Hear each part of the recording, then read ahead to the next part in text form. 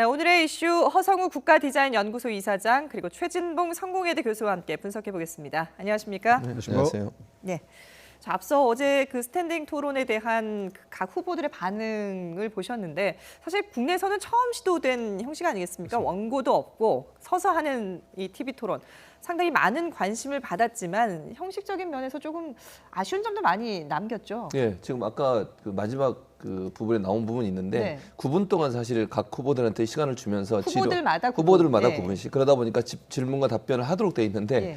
한 명이 이제 예를 들어 문재인 후보 같은 경우 집중적으로 질문을 받다 보니까 본인이 질문할 기회가 오히려 없었어요. 네. 그러니까 두 명만 서서 미국처럼 스탠딩 토론을 하게 되면 좀 더 효율적으로 토론이 이루어질 것 같긴 해요. 왜냐하면 주고받고 토론이 가능하지 않습니까? 그렇죠. 그런데 5명이 서 있는 상태에서 누군가의 집중적인 질문이 집중하게 되면 네. 결국 질문을 받는 사람 입장에서는 답변하면 시간을 다 쓰게 되니까 본인이 질문할 기회를 가질 수 없는 그런 상황이 되는 것이고 또 한 사람에 대해서 집중적인 공격을 하게 되면 여러 사람에 대한 검증을 하는데 약간 부족한 부분이 있어요. 예컨대 홍준표 후보 같은 경우는 어제는 답변할 시간을 질문을 많이 안 받아가지고 네. 시간이 남은 상태였어요. 그래서 나중에 또 질문할 수 있는 기회를 가졌었는데 그런 여러 가지 구조상 5명이 함께하다 보니 미국식의 스탠딩 토론의 그런 긴박감이라든지 아니면 한 후보에 대해서 좀 더 깊이 있게 볼 수 있는 부분들은 좀 부족한 부분이 있었다. 그래서 네. 그런 부분들을 어떻게 좀 조율해서 네. 조금 더 효율적으로 스탠딩 토론을 할 수 있는 방안들을 좀 고민해 볼 필요가 있다고 생각이 됩니다. 말이 스탠딩이지 사실 뭐 움직임이나 이런 게 전혀 없었잖아요. 그렇습니다. 근데 이제 나름대로 또 뭐 스탠딩 그 토론이니까 미국에서는 소위 말하는 디베이트인데 예. 근본적으로 디베이트라는 것은 사실 그 본인의 어떤 입장을 갖고 상대방과 이제 그 어떤 현안을 갖고 주고받는 입장이잖아요. 그런 측면에서 볼 때는 어떻게 보면 원고 없이 사실 각본이 없잖아요. 네. 어제 같은 각본 없이 사실 그 2시간 동안 토론했다는 그 자체는 상당히 의미가 있고 그러나 이제 실효성 측면에서 보면은 지금 우리 최 교수님 말씀하신 대로 네. 기본적으로 이 본인의 입장을 갖고 현안, 즉 말하면 정치, 경제, 사회, 문화, 우리 외교, 안보 다 통틀어서 본인의 입장을 피력하면서 상대방이 거기에 대한 의견을 제시하면 거기에 대한 본인 입장을 얘기하면 됩니다. 그러나 지금 문제는 디베이트라는 것은 이게 지금 후보자 간의 토론도 중요하지만은 제3자인 유권자가 보고 있다는 거예요. 그 유권자를 통해서 본인의 어떤 그 입장, 또 본인의 의지, 또 대통령이 되었을 때 그 현안에 대해서 어떻게 본인이 그 신념을 녹일 건지 이런 것들을 표현해야 되는데 네. 너무 지나치게 후보 간의 입장만 서로 설전을 벌다 보니까 본인의 어떤 그 정치적 철학을 국민들한테 비전이나 희망 이런 걸 전혀 보이지 못한 거예요. 그러다 보니까 내용상으로도 문제 있고 또 하나 그나마 좀 우리가 좀 아쉬웠던 건 뭐냐면은 예. 그 주제별로 구분을 줬잖아요. 예. 한 사람 앞에. 그 구분이라는 것은 이런 의미가 담겨 있습니다. 모든 후보한테 똑같이 구분을 줬잖아요. 네. 그러면 그 구분을 어떻게 활용할 것이냐. 이것은 굉장히 중요하다. 왜냐하면 안보에 대해서 구분을 줬다고 생각해 보십시오. 그 구분을 갖고 잘 활용하고 적절하게 대응하고 상대가 어떻게 질문할 때는 어떻게 반응하고 이런 것을 위기 대응을 9분 동안 어떻게 하는지를 우리가 볼 수 있었거든요. 저는 유권자 입장에서 그걸 봤는데 그런 것을 전혀 모든 후보들이 그 구분을 활용하는 모습이 전혀 보이지 않았다. 그거는 뭐냐면은 위기 대응에서는 전부 5명 다 굉장히 좋은 점수를 받기는 어렵다. 제가 볼 후보들도 때는. 이런 형식이 처음이어서 아무래도 좀 시간 관리라든지 아무리 이런 부분들이 처음이다 하더라도 예, 평소에 미흡했을 수도 어떤 있을 것 정치적인 같은데요. 소신이나 이런 의견 이런 것들을 국민들 앞에 얼마든지 내릴 수 있는 그런 그러니까 TV 토론 아니더라도 예. 얼마든지 많은데 그것을 지나치게 TV 토론 상대방을 공격을 해서 어떻게든지 상대방을 제압하겠다는 예. 이런 너무 지나친 의식을 갖다 보니까 그런 현상이 생겼고 아마 다음 토론부터는 제가 볼 때는 그런 형식에서 벗어나서 예. 본인의 어떤 현안에 대한 해결 방법, 그 다음에 어떻게 할 것인지 이런 정치적인 철학이 녹아있는 이야기를 아마 유권자를 향해서 할 가능성이 높다 이런 겁니다. 지금 이번 토론에서 아쉬웠던 점에 대해서 말씀을 해주셨는데 사실 지난번에 1차 토론과 비교해서 비슷한 질문 예. 아니면 비슷한 공방이 반복이 됐다. 예. 이런 지적도 있거든요. 그렇죠. 어떻게 보셨습니까? 이게 네거티브 전략과 비슷한 부분인가 상대방을 공격하는데 주로 시간을 많이 활용하셨어요. 그러니까 이게 대체적으로 대선 후보가 어떤 정책이나 어떤 공약을 갖고 있는지 그 공약의 실현 가능성은 얼마나 있는지 이런 부분들을 사실은 시청자들이나 유권자들은 보고 싶은 건데 그런 부분들이 부족했죠. 뭐 전혀 없진 않았습니다만 네. 결국은 각 후보들이 갖고 있는 어떤 네거티브 전략의 공격 포인트만을 집중적으로 공격하면서 답변을 못하고 얼버무리는 부분들을 좀 부각시키려는 의도를 갖고 있었다. 예. 그런 부분들이 사실 이제 토론이 갖고 있는 원래 목적을 제대로 활용하지 못한 부분이 있는 거죠. 물론 어떤 검증이 필요해서 검증에 관련된 질문을 하는 것은 필요하다고 봅니다. 그런데 모든 토론이 거기에 집중되다 보면 실제적으로 토론을 통해서 국민들이나 유권자들이 알고 싶고 보고 싶은 그런 정보는 충분히 발휘할 수 없는 그런 토론의 제한점이 있다고 볼 수 있겠죠. 예. 그래서 한 사람에 대해서 어떤 예컨대 뭐 송민순 회고록이라든지 지금 화면에 내무실- 나오고 있는데요. 네. 문재인 후보한테는 이런 질문들이 그렇죠. 1차 때도 나왔는데 2차 때도 2차 때도 똑같이 계속 나오고 나왔죠. 있죠. 예. 그러니까 반복적으로 계속 질문을 하는 거예요. 예. 이건 그러면 결국은 1차 때 했던 얘기 2차 때 또 보면 보는 사람 입장에서 답답한 거 아니겠습니까? 답변도 대답도 거의 비슷했어요. 네. 그러니까 질문과 답변이 계속 반복되는 것을 1차, 2차에 계속 한다고 하는 것은 형식만 바꿔놨지 사실은 알맹이가 없는 토론으로 흐를 가능성이 있었다. 그래서 좀 더 다음번 토론에는 후보들이 좀 더 정책이나 아니면 공약에 대한 검증들 좀 날카롭게 했으면 좋겠어요. 예. 그리고 자질이 있느냐 없느냐 하는 부분들 좀 잘 따져봐서 이 토론회가 그냥 어떤 사람들에 대한 공격이 아니 후보들에 대한 공격이 아니라 유권자가 올바른 선택을 할 수 있는 정보를 제공하는 네. 그런 토론회장이 됐으면 하는 바람이 있습니다. 예. 네. 그리고 또 한 가지는 이제 우리가 좀 유념할 게 처음부터 예상됐던 부분이 뭐냐면 후보자가 3명 이상이 되면요. 네. 이거는 이미 예상 주최 측에서 예상을 해야 됩니다. 후보자가 3명 이상이 되면은 구도 싸움이 시작됩니다. 왜냐하면은 지금 여론조사에서 5등, 4등, 3등까지는 1등하고 계속 붙으려고 합니다. 예. 그러다 보니까 지금 말씀하신 대로 그 1등 지금 현재 하고 있는 문재인 후보하고 1대1 구도로 만들어 가려고 하다 보니까 1대1 구도에서 문재인 후보가 가장 취약한 안보 부분을 가고 끝까지 물고 들을 수밖에 없다. 네. 네. 이런 부분들이 이미 예상된 겁니다. 예를 들어서 문재인 후보가 심상정 후보한테 질문할 일이 크게 없습니다. 없었죠. 구도 자체가 안 되니까. 예. 그렇다면 2등하는 안철수 후보하고 이야기해야 되는데 오히려 2등보다는 4등하고 있는 그 후보하고 이 대결을 하려고 하죠. 왜냐하면 본인의 어떤 입장을 최소화시켜야 되니까. 그러다 보니까 이건 이미 그 주최 측에서 예상을 하고 그것을 사실 좀 카바를 시킬 수 있는 여러 가지 안전장치를 마련해야 되는데 네. 네. 결국은 3명 이상 되면 어쩔 수 없이 1대1 구도로 만들려고 합니다. 2등, 3등, 4등까지는. 그렇게 하다 보니까 1등한테 지나치게 집중되다 보니까 그 1등이 사실은 어떻게 보면은 위기가 될 수 있죠. 예. 집중 공격을 받아. 그러나 그것을 문재인 후보도 그것을 반전할 수 있는 카드를 못 만들었다는 게 아쉬운 거예요. 얼마든지 그거는 반전할 수 있는 기회가 있는데도 불구하고 거기에 너무 방어를 하다 보니까 사실은 그 공격을 전혀 못한 거예요. 예. 네. 그런 측면도 있고 또 1등에게 지나치게 같은 말이 반복되고 이럴 때는 사실은 주최 측에서 일정 부분은 개입을 해줘야 됩니다. 그렇게 해서 이것이 지루하지 않도록 만들고 또 말하면 현안들이 너무 많잖아요. 뭐 사드뿐만 아니고 안보에 대해서는 여러 가지 현안들이 많단 말이에요. 네. 그것을 다 짚어야 되는데 예를 들어서 홍준표 후보가 안보에 대해서 안보 문제라든가 그다음에 대북 문제라든가 이런 것들 집중적으로 그것만 물고 늘어졌잖아요. 이렇게 하니까 사실 어떻게 보면은 그 심상정 후보 얘기한 대로 아니 계속 우르르 먹을 거냐 이런 비판을 받아도 사실 할 말이 없는 거예요. 예. 아니, 그런 부분들을 우리가 충분히 예상했던 부분들을 1대1 구도 만든다는 것을 누구도 예상할 수 있는 부분인데 이것을 주최에서 조금 간과했지 않았나. 예. 그러니까 말씀하신 것처럼 문재인 후보에 대해서는 이제 주로 안보에 관련된 그런 질문들이 쏟아졌는데 그러다 보니까 이제 북한이 주적이냐 아니냐 이런 질문이 계속해서 집요하게 있지 않았습니까? 그렇죠. 예. 근데 오늘 문재인 후보가 오늘 한 행사에서 장애인 그 관련 행사에서 국방백서에 주적이라고 돼 있지 않다 이렇게 또 얘기를 했거든요. 그러니까 이제 유승민 후보가 어제 그런 문제를 제기했는데 이게 사실관계가 다른 것이다. 이 팩트가 다른 것이다라고 지적을 했어요. 근데 그게 좀 본질에서 저는 좀 벗어났다고 생각하는 게요. 예. 일반 유권자들은 저도 유권자 입장에서 보면은 이게 국방백서에 주적이 있느냐 그걸 묻고 싶은 거 아니에요. 그거는 네. 찾아보면 다 있는 건데 문제는 뭐냐면은 문재인 후보가 안보관이 뭐냐 이거죠. 예. 그러면 주적이면 주적이 누구냐? 북한이다. 네. 왜? 이거를 설명하는 거예요. 아니면 왜 아니다? 이렇게 해야 되는데 국방백서에 나와 있다. 아니 그럼 국방백서대로 그러면 국가를 운영하고 안보를 그 책임집니까? 국민들은 그걸 원하지 않거든요. 그래서 좀 그런 안보 분야는 굉장히 예민한 부분은 사실 문재인 후보가 명확하게 얘기를 해야 되는데 자꾸 그것을 어물쩍 넘어가는 건 이유가 뭐냐? 자꾸 표심을 생각하는 거예요. 아니 표심 생각하다 나라가 지금 거들려면 어떡합니까? 우리 네. 국민들이 불안한 바로 그거는요. 문재인 후보가 제일 취약한 게 본인의 안보관이 도대체 정확히 뭐냐 이거죠. 계속 지금 바뀌어오니까 그것을 믿어야지 표를 주겠다는 거죠. 네. 중도 보수 입장에서는. 왜냐하면 지금 사드 문제로 해서 이 지금 한반도 불안이 계속 정대되고 있는데 여기에 대해서 계속 뭐 주적이 누구냐 하면 거기다 깨끗하게 얘기해 주면 되는 거예요. 그럼 본인의 생각이 뭔지를 얘기해 주고 본인의 철학을 얘기해 주면 되는 거예요. 그럼 국정 철학이 같이 붙어서 나오는 거예요. 네. 근데 자꾸 이것을 뭐 국방부 백서를 쳐다보러 가고 이렇게 하면은 도대체 이 답은 아니잖아요. 예. 지금 문재인 후보 같은 경우에는 주적 논쟁뿐만 아니라 지금 어제 같은 경우에 국가보안법 폐지 여부 또 대북 인권 결의안 기권 배경 뭐 이런 질문들을 계속해서 받았어요. 네.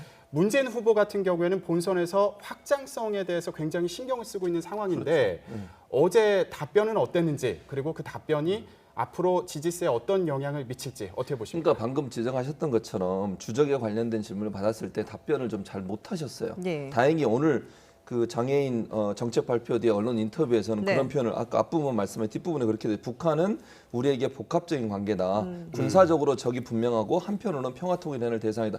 이렇게 어제 얘기를 했었어야죠. 네. 그러니까 적이라고 하는 개념 분명히 있는 거잖아요. 우리가 지금 북한과 대치하고 있는 상황에서 북한이 우리의 적 맞는 거 아닙니까?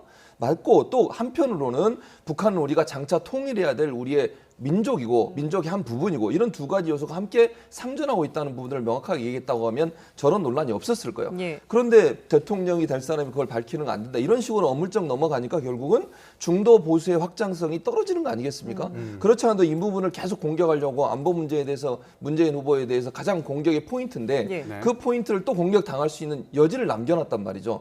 그래서 어제 차라리 그 자리에서 그렇게 얘기했어야 돼요. 북한은 군사적으로 적이 맞습니다. 그렇지만 북한은 또 우리가 언젠가는 끌어안아야 될 통일의 대상입니다. 이 두 가지의 양면성을 갖고 있는 것이 북한입니다라고 명확하게 밝혔다고 하면 예. 네. 지금의 이런 논란이나 공격은 없을 거라는 거죠. 그리고 말씀하신 것처럼 중도나 보수층에서 안보관에서 문재인 후보의 안보관에서 불안해하는 사람들이 확신을 갖고서 문재인 후보를 지지할 수 있도록 하는 여지를 남겨놓을 수 있었을 텐데 예. 어제 토론에서 그런 얘기를 명확하게 하지 않아서 결국은 확장성에 조금 부정적인 영향을 받을 가능성이 있다고 볼 수 있겠습니다. 네. 그러면 뭐 어제 입장이 모호했던 것 중에 하나가 또 사드에 대해서도 예, 그랬었죠. 역시 또 네. 마찬가지의 입장을 보였거든요. 예. 이런 부분들이 전략적인 모호성이냐 아니면 뭐 어떤 신중함이냐 이를 두고도 논란이 많은 제가 것 볼 같아요. 때는 그 사드 문제 같은 경우도 그 중도나 아니면 보수적인 확장성을 위해서는 사실 그걸 도입해야 한다고 확실하게 얘기해야 네. 되는데 그렇게 됐을 때는 집토끼의 영향을 받을 수 있는 거 아니겠습니까? 네. 그러다 보니까 선거 국면에서는 애매한 상황을 취할 수밖에 없는 상황이에요. 그래서 찾아내는 게 뭐냐면 북한이 자꾸 핵 개발하고 핵을 뭐 ICBM을 발사하고 이런 일을 하게 되면 어쩔 수 없이 사드를 배치해야 된다라고 예. 하는 입장을 밝힌 것인데 그 자체는 사실 양쪽을 다 끌어안으려고 하는 전략적인 선택이라고 봅니다. 그래서 저는 그것까지는 뭐 괜찮다고 봐요. 왜냐하면 지금 그 누구죠? 두 번째로 높은 안철수 후보. 후보, 예. 안철수 후보 같은 경우도 진보적인 색채를 갖고 있는 분들도 끌어들이고 안보에 중요하게 느끼는 보수층도 보수층도, 끌어대는 예. 그런 상황이다 보니까 애매한 상황을 취하고 있는 거거든요. 본인은 사드를 찬성하지만 당은 또 사드를 그렇죠. 반대하고 있는 상황이에요. 그런 상황이라고 하면 문재인 후보 입장에서는 그런 선택 예컨대 만약에 북한의 저런 공격적인 어떤 자세라든 핵 개발이 계속될 경우에는 당연히 사드를 배치해야 된다. 그건 북한에게 달려 있다라고 하는 것은 본인의 지금의 상황에서 양쪽을 끌어들이기 위한 전략적인 선택의 아주 좋은 선택의 방법이라고 저는 생각을 합니다. 예. 네.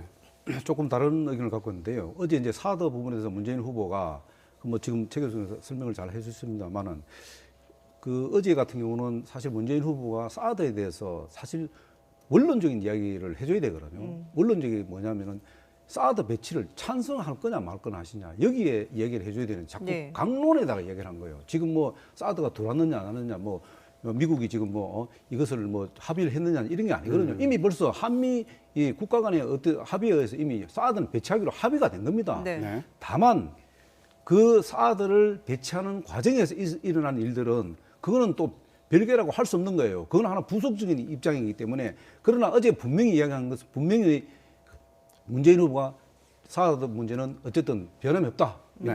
사드를 이 한국에 배치한 것에 대해서는 변함이 없다. 다만 사드를 배치하는 과정에 여러 가지 뭐 우리가 소파에서 한미 그 동맹 관계 동맹 소파 그 룰에 의해서 어쨌든 뭐 여러 편의 제공을 해지 않습니까? 네. 그런 부분들은 그거는 총론적인 부분이에요. 네. 그럼 어제 같은 데는 원론적인 이야기에서 못을 박아줘야 되는 겁니다. 그러니까 불안하니까 지금 보수를 지향하는 입장에서 보수를 지향하는 중도 보수 있는 표심들이 가지 않는 거예요. 결국 그렇게 되면 뭐냐면은 지난 18대 대선처럼 이게 자칫하면은 49대 51의 프레임에 갇힐 수 있다는 거예요. 네. 그 사실 2%의 어떤 중도 보수표가 움직이지 않는다는 겁니다. 예. 그런 측면에서는 좀 아쉬웠다. 이렇게 보는 거죠. 알겠습니다. 그 사드 배치와 관련해서는 안철수 후보도 공세를 피해가진 못했습니다. 본인은 찬성하는 입장이지만 당론은 안 바뀐 거 아니냐 이런 공세를 받았는데 네. 박 전 대표 같은 경우에 조금 전에 저희 뉴스인에 출연을 해서 후보 말이 당론이다. 본인은 그렇게 얘기했다. 이런 입장을 밝혔거든요. 네. 앞으로 어떻게 전망하십니까? 아마도 이제 박지원 대표가 그렇게 발언한 걸 보면 이 당선에 중요한 영향을 미칠 수 있는 요소이기 때문에 네. 일정 부분 후퇴할 가능성이 있다고 봐요. 그러니까 당론에도 일정 부분 후퇴할 가능성은 충분히 고려할 수 있다고 봅니다. 이제 만약에 초접전이 돼서 네. 문재인, 안철수 두 양강 무도가 고착화되고 그걸 통해서 마지막 51대 49라고 하는 그런 정도까지 만약에 경쟁이 되게 되면 당연히 국민의당 입장에서는 철회할 거라고 저는 봅니다. 왜냐하면 대선에서 이기는 것이 사실은 목표지 않습니까? 지금 사드 문제 하나가 문제가 돼가지고 만약에 보수층이나 진보층에서 안철수 후보에 대해서 계속 퀘스천 마크를 달게 되면 결국은 본인한테 불리하게 되고 국민의당으로서 유리할 수 없어요. 그렇다고 하면 만약에 지금의 대결 구도가 지속적으로 가고 10여일 남겨놓은 그런 상황까지도 만약에 이 구도가 계속 간다고 하면 국민의당 입장에서는 언제든지 처리할 가능성은 충분히 있다고 봅니다. 예. 안철수 후보는 또 뭐 물론 다들 예상했던 질문이긴 합니다만은 박지원 대표와 관련해서도 또 어제 질문이 나오지 않았습니까? 역시 뭐 박지원 상황이라는 얘기가 나왔었는데 앞서 저희 그 뉴스인에 출연했을 때 박지원 대표가 자신은 국회의원이다 이걸로 마치겠다라고 얘기를 했거든요. 그럼에도 불구하고 앞으로 이런 공격은 계속 이어지지 않을까 싶기도 한데요. 어떻게 전망하세요? 뭐 어제 그 부분 관련해서 그 안철수 후보가 자기는 뭐 창업주다고 얘기했지 예, 않습니까? 국민의당의 창업주다. 사실 뭐 창업주도 중요하지만은 사실 어떻게 보면은 어떤 정당이든지 당권하고 대권 분리하는 게 정상이에요. 아무리 후보 중심이라 하더라도 네. 당은 당대로 조직이 움직이잖아요. 지금 후보가 등록함과 동시에 모든 것은 조직이 움직입니다. 그럼 그 조직을 누가 관리하느냐? 당이 합니다. 네. 네. 그럼 당권과 대권이 분리되어서 거기에 역할에 맞게 하면 된다 하는데 어제 그 부분의 설명이 굉장히 모호하고 좀 부족했어요. 뭐 사도도 마찬가지고. 그러나 어쨌든 중요한 것은 필요하면 사실 선거에는 뭐 다 쓰지 않습니까? 적도 네. 아군도 뭐 필요한데 다 써야 되는데 지금 이 상황에서 애매하게 저 박지원 원내대표를 칠 건가 말 거냐 하고 난 박지원 대표를 칠 이유가 없다. 이렇게 당당하게 얘기하면 되는데 왜 애매하게 이런 발언을 함으로 해서 또 도대체 이 안철수 후보가 도대체 소위 말하는 이 국민의당에서 이 위치가 어느 정도 되느냐 의구심을 갖게 되는 거예요. 네. 그 부분에 대해서 조금 아쉬움 남았다 이런 네. 거죠. 전 스티브 잡스 얘기가 나왔을 때 예, 한마디 하면 네. 이게 안철수 후보는 사실 창업주라는 얘기를 했잖아요. 네. 근데 스티브 잡스의 지나온 과정을 보면 처음에 창업을 했지 않습니까? 네. 애플을 2명이서 했어요. 자기 그 대학 동기하고. 그리고 나서 본인이 쫓겨났어요. 창업주로 있다가 사실 회사에서 쫓겨나서 픽사라고 하는 새로운 애니메이션 회사를 만들었고 거기서 성공하고 나중에 애플이 또 어려워지다 다시 재입사를 했거든요. 네. 그래서 마치 이 얘기를 들으면서 그런 생각이 들었어요. 혹시 저 말은 나중에 나갔다가 들어오겠다는 얘기인가 이런 생각이 들 정도로 네. 스티브 잡스의 예는 사실 조금 적절하진 않았습니다. 예, 어제는. 근데 어쨌든 그 자리에서 뭐 박지원 대표를 당장 뭐 뒤로 후선으로 물러나게 하지는 않겠다라는 그런 얘기는 하긴 네. 했었는데요. 근데 이제 그 대선 후보 입장에서 보면은 예. 자꾸 이제 표를 의식해서 그런데 사실은 뭐 제가 만약에 안철수 후보의 어떤 그 입장이라면은 사실은 그 박지원 원내대표만큼 지략가가 있습니까 당에 그렇지 않습니까? 그리고 또 호남의 중심에 박지원 원내대표가 있는데 박지원 당대표. 예. 대표가 있는데 예. 그것을 무시하고 선거를 치른다. 치를 수 없습니다. 그런 현실을 인정하면 되는 겁니다. 예. 그런데 그러면, 그것을 예. 자꾸 이게 뭐 부정하는 것도 아니고 부정 안 하는 것도 아니고 애매모호하게 하니까 도대체 네. 호남 정서가 이게 뭐지 도대체 우리가 지금 묻었던 이 소위 말 안철수 후보라는 건 우리 호남의 사이라 했는데 이게 지금 호남의 사이 같지 않다 뭐 이렇게 할 수 있는 거 아니겠습니까? 그 애매하다는 그 부분에 대해서 같이 얘기해 보고 싶은 게 있는데 자, 김대중 정부 시절의 대북 송금, 햇볕 정책 이 부분에 대해서까지 입장을 밝혀라. 질문이 좀 더 나간 거예요. 그렇죠. 박지원 대표에 대한 입장을 밝혀라. 여기에서 더 나간 건데. 네, 공과가 있다 그랬잖아요. 네, 여기에 대해서도 지금 말씀하신 것처럼 공도 있고 과도 있다. 예, 예. 애매하게 얘기한 거 아니냐 이런 지적 받고 있습니다. 근데 이제 어떤 현안에 대해서 공과 과가 없는 현안이 있습니까? 그건 다 통치 철학에서 나오는 이야기인데 예. 그러면은 본인이 그 공은 뭐고 과는 뭔지를 좀 더 구체적으로 명확하게 설명해야 되는데 자꾸 공과가 있다 하고 우물쩍 넘어가려고 하니까 이 유권자 입장에서 좀 답답한 거예요. 공과가 있다는 거는 이미 벌써 뭐 언론을 통해서 과거 정부를 통해서 다 알게 됐는데 그러면 공과에 대한 안철수 후보의 신념이 도대체 뭐냐. 네. 앞으로 대통령이 됐을 때 그러면 이 공과에 대해서 어떻게 처리할 건가 이 부분을 명확하게 얘기해 주면 되는 거예요. 네. 그 부분도 마찬가지입니다. 결국은 그 부분을 제대로 손을 대려 하니까 사실 그 동계를 의식 안 할 수밖에 없잖아요. 그런 부분들이 있는데 그럼에도 불구하고 창업주라면은 과감하게 그런 이야기를 할 필요가 있다는 거예요. 예. 그러니까 두 가지 다 대북 송금이나 햇볕 정책은 사실 호남과 연관돼 있는 겁니다. 네. DJ 정권 때 있었던 일 아니겠습니까? 만약에 안철수 후보가 그 부분을 부정해 버리거나 과가 더 많다고 이렇게 얘기하는 순간 호남에서 지지율이 엄청나게 빠질 가능성이 있어요. 그러니까 안철수 후보 입장에 또 본인의 정당, 본인이 뭐 대선 후보가 된 그 정당, 국민의당 같은 경우도 호남 지지 기반의 정당이지 않습니까? 네. 지금 현재 호남 정서를 보면 거의 반반이에요. 그런 상황에서 안철수 후보가 만약에 햇볕 정책이나 대북 송금에 대해서 부정성이 강한 얘기를 던지게 되면요, 호남에서 지지율이 엄청나게 출렁일 가능성이 있습니다. 그런 부분들을 이게 전혀 무시할 수 없는 거죠. 그런 상황에서 안철수 후보 입장에서는 공도 있고 과도 있다. 적당히 얼버무리는 이런 상황을 취한다고 볼 수 있겠습니다. 예. 자, 그런가 하면은 어제 문재인 후보와 안철수 후보 사이에 지난 1차 때와 마찬가지로 또 이 논쟁이 붙었습니다. 들어보시죠. 문재인 후보님 그 지지자들로부터 심지어 적폐 가수라는 그런 말까지 들었습니다. 이게 옳은 일입니까? 우선은 제가 한 말은 아니지 않습니까? 정치적 입장을 달리한다 그래서 그런 식의 어떤 폭력적이고 모욕적인 그런 식의 문자 폭탄을 보낸다면 그것은 옳지 않다라는 말씀을 드렸죠. 자, 그렇고요. 예. 그런데 문 제가 넘기겠습니다. 예. 후보님께서 양념이라는 말씀을 또 하셨단 말씀이에요. 홍준표 아닙니다. 예. 저 말 안 끝났습니다. 그런데 문 후보님께서 아까도 똑같은 제가 일을 겪었는데 이제는 제가 답을 끊고 지금은 제가 주도권 묻겠습니다. 토론이 아닙니다. 지금 하셔야 됩니다. 저를 적폐 세력의 지지를 받는다고 하셨는데요. 저를 지지하는 국민들은 적폐 세력이라고 하신 겁니다. 국민들이 무슨 죄가 있습니까? 지금 국정농단 세력, 적폐 세력이 어디입니까? 지금까지- 국민들 끌어들이지 마시고. 네, 저희가 1차 때와 2차 때 모두 다 들려드렸는데 이 적폐 논쟁, 사실 근데 적폐라는 말은 문재인 후보가 먼저 안철수 후보를 향해서 공격을 한 거였는데 그렇죠. 토론회에서는 안철수 후보가 먼저 얘기를 꺼냈어요. 왜냐하면 그게 안철수 후보 입장에서 그걸 공격하면서 포인트를 잡은 게 뭐냐면 국민을 그럼 적폐로 보느냐 예. 이런 논란이거든요. 그러니까 문재인 후보 입장에서 사실 국민을 대상으로 적폐를 얘기한 건 아니에요.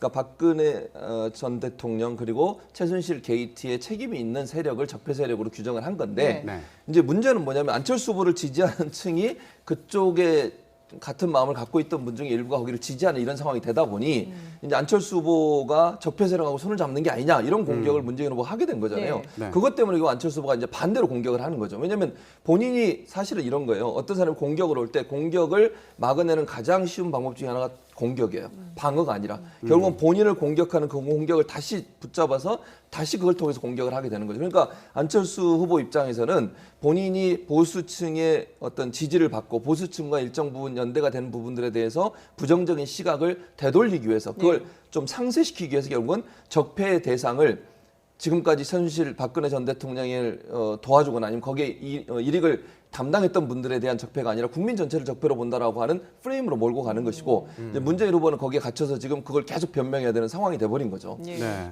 뭐 책에서도 말씀도 오는데 조금 더 보태면은 예. 사실 그 문재인 후보가 이 박근혜 사실 탄핵 이 전국 동안에 사실 국정농단 세력에 대해서 적폐 청산해야 된다는 한 거는 맞아요. 네. 네. 맞는데 적폐 세력이 이게 지속적으로 얘기하다 보니까 거기에 놀란 분들이 많아요. 중도 보수 세력, 소위 말하면 TK 지역에서 적폐 세력이라고 그걸 얘기하니까 TK 지역이 상당히 놀랐어요. 예. 그러다 네. 보니까 이제는 그것을 여론조사를 해보니까 상당히 그게 맞다는 이야기 나오니까 이제는 적폐 세력보다는 통합으로 말을 바꾼 거예요.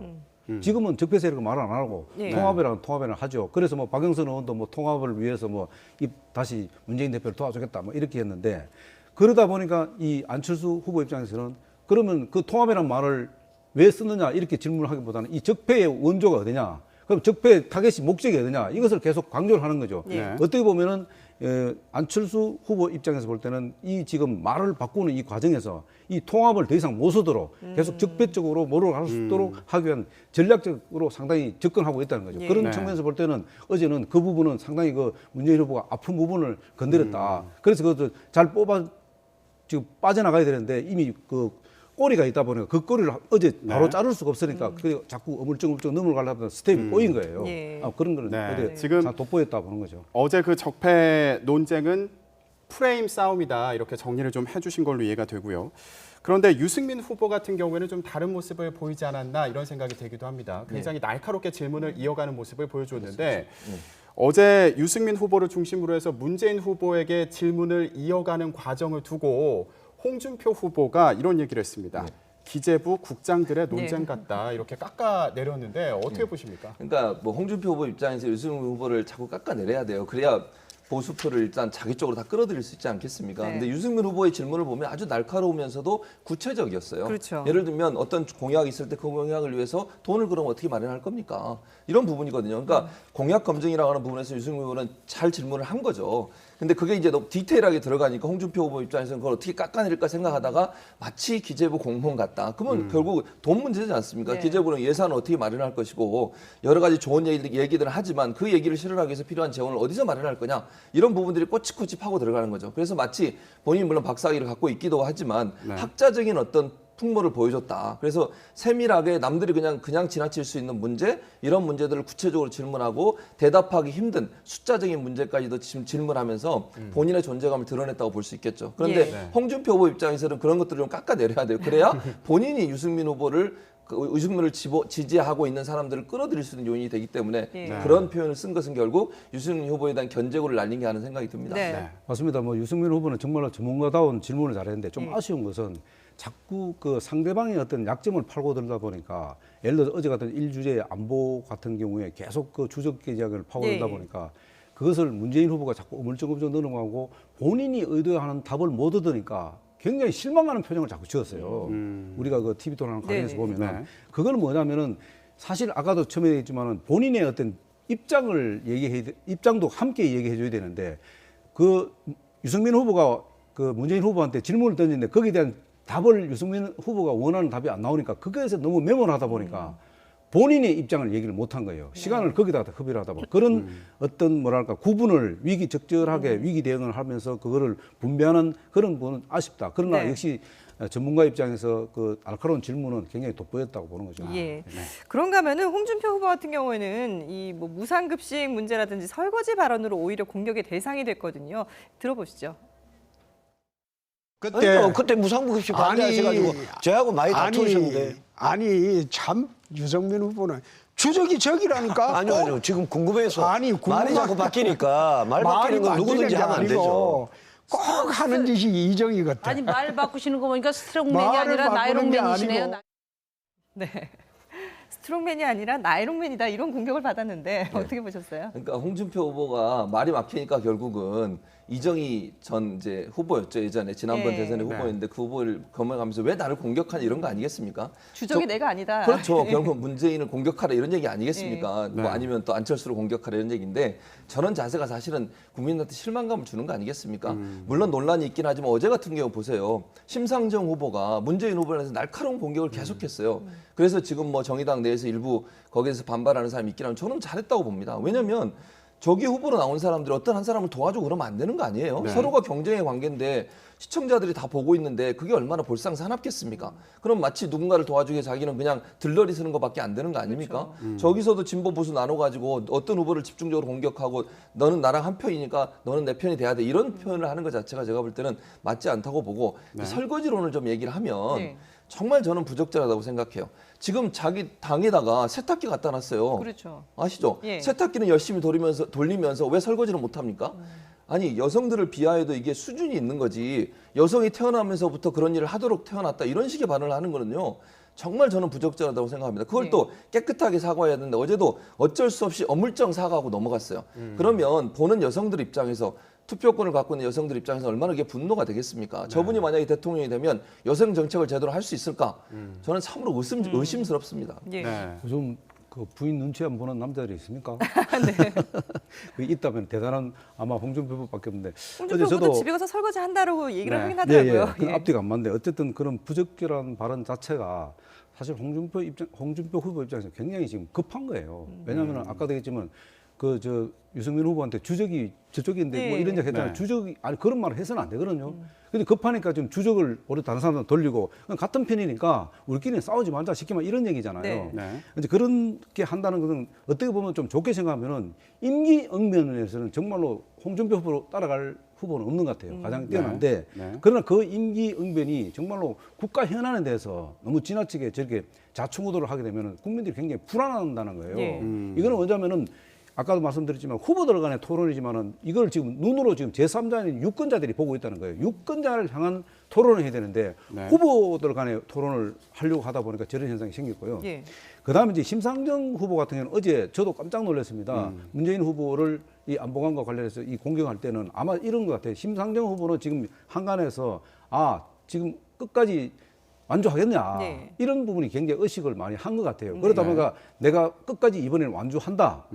그런 측면에서 아마 문재인 후보를 상당히 공격 아닌 공격을 했는데 네. 그게 오히려 좀 역풍을 맞았다 하는데 그러나 어쨌든 어제 심상정 후보가 하는 토론에서는 아주 저 심상정 후보의 어떤 사이다 발언은 아마 국민들이 그나마 그래도 돋보였다. 왜냐하면 네. 4명의 어떤 남성들이 여성 한 분보다 못하다는 이런 평가도 사실 있었어요. 예. 그렇기 때문에 어제 사실은 뭐 어떤 그 심상정 후보의 어떤 역할이라는 것은 굉장히 나름대로는 네. 선전했다. 이렇게 저는 평가합니다. 그러면 그 시연했던 사이다 발언을 한번 들어보도록 하겠습니다.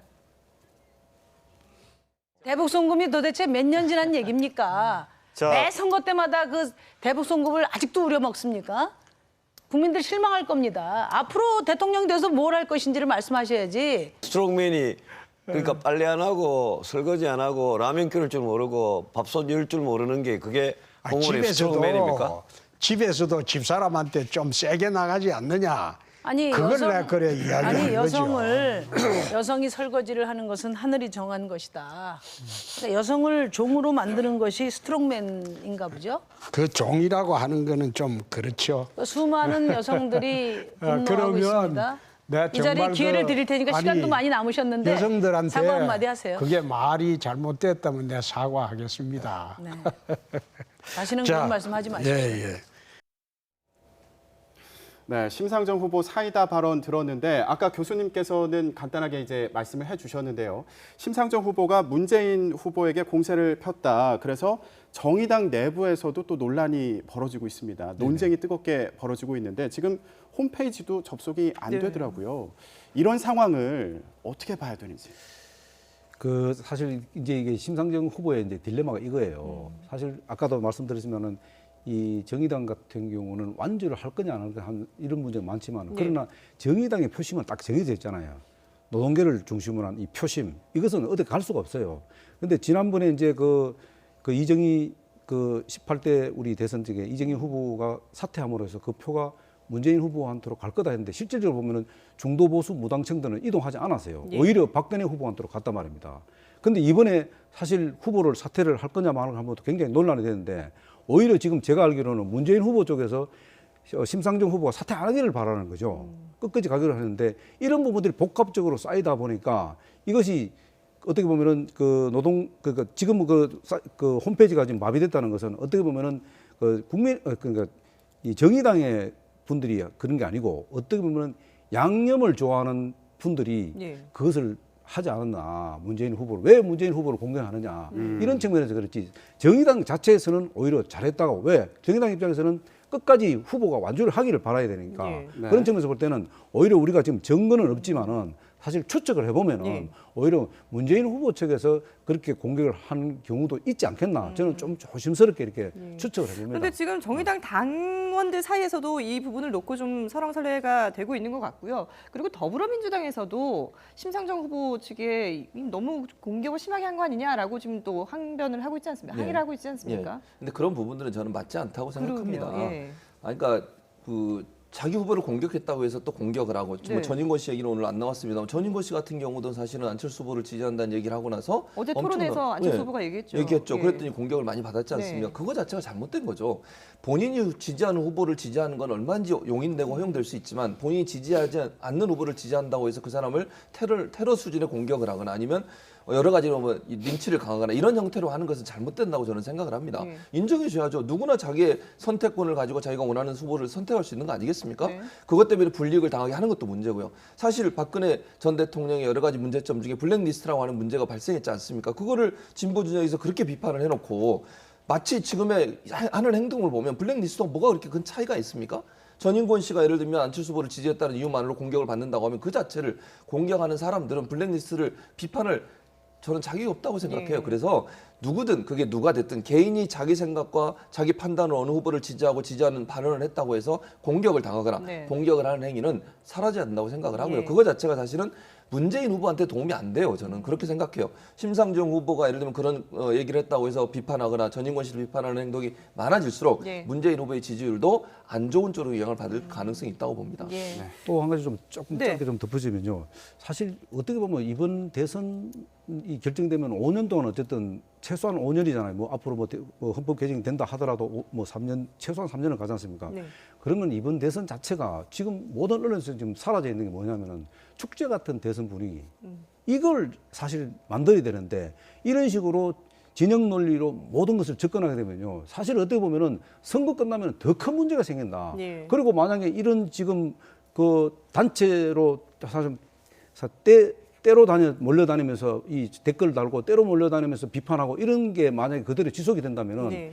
어느 정부가 들어서더라도 여기서 벗어날 수 없다. 이게 오히려 역풍을 맞을 수 있다. 그러면은 이 5년을 뽑는 대통령이 뽑혀갖고 박수 받고 취임을 해야 되는데 이게 누가 박수를 받겠냐 이 말이에요. 이런 부분들을 크게 좀 생각해 봐야 된다. 그런 측면에서 볼 때는 이것은 잘못됐다 보는 거죠. 예, 네. 말씀하신 것처럼 다음 정권은 어떻게든 이 통합을 좀 주제어로 삼아야 되지 않을까 싶은데요. 저희가 지금까지 2차 TV 토론을 정리를 해봤는데 앞으로 남은 TV 토론에서도 후보들이 각자의 어떤 공약, 정책으로 승부를 할 수 있는 그런 좀 준비들을 철저하게 해줬으면 하는 바람을 가져보겠습니다. 네, 지금까지 허성우 국가디자인연구소 이사장 그리고 최진봉 성공회대 교수와 분석해봤습니다. 두 분 말씀 잘 들었습니다. 뭐